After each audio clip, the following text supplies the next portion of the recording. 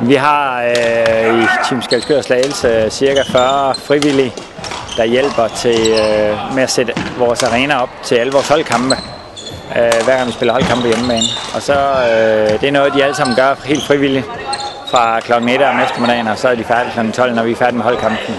Og så holder vi sådan en årlig god dag, hvor at alle hjælperne og alle ligaspillerne de er sammen og spiller lidt badminton sammen, og så bagefter så hygger vi os med noget god mad. Tak for det, vil vi gerne sige på spillernes vegne. Tak for den her sæson, og vi håber, vi ser jer alle sammen i den kommende, og måske også, at der kommer et par nye til. Og så skal vi nok gøre vores til, at der bliver vundet noget godt igen i den kommende sæson. Ja, det er til at starte med.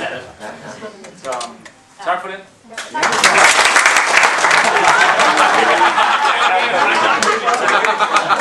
Det er flot.